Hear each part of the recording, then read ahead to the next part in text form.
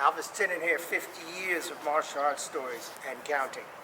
So I think we left off. I was going to talk to you about my green belt test, which is a very rigorous test. But before I talk about that green belt test, I want to talk to you a little bit about part of the mindset I had at that time. So I was very much influenced in 1970. This was still 72. This might have been 73 by now, because I think I had about a year in, eight or 9 months, something like that. But I was influenced by Bruce Lee.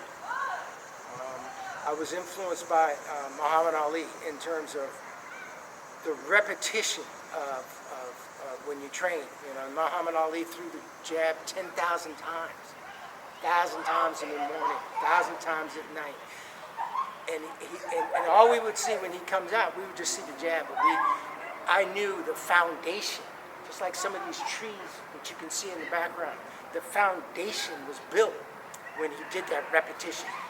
And so I was very much influenced by Muhammad Ali, his training method, his cockiness, his brashness, and he influenced a big part of my personality, as well as did Bruce Lee. They had a similar ethic of just perfectionism, of working hard, being hard on yourself and working hard. So I began to do my 100 reverse punches, 100 side kicks, 100 front kicks, 100 back kicks, 100 spinning back kicks, and just broke everything down.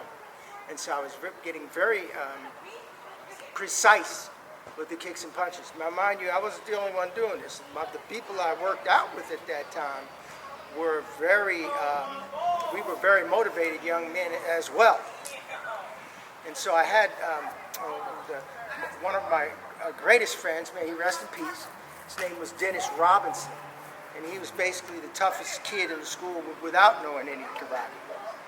So we used to, play around like guys do, body box or slap box and all that. And I, as I was getting good with the karate, I began to get things in on him that he wasn't quite prepared for, but being a natural fighter himself, he picked things up very quickly and actually was motivated to join the class. And of course, after probably a month, I couldn't hardly get anything in on him at all. Hardly anybody could. Even some of the black belts had a very hard time with him because he could fight so well, just naturally. So he just adapted to using karate to fight. But because of his skill level, he actually beat quite a few black belts. They really didn't want to spar him. This is like just walking in the door. So anyway, so he's my sparring partner. So I'm getting better and better. I could never beat him, but he brought out the best in me. As I go up, he'd go up. So he brought out the best in me. And that's where I want to talk to you next time, because we tested together for the green belt. And that's what we're going to talk about next time.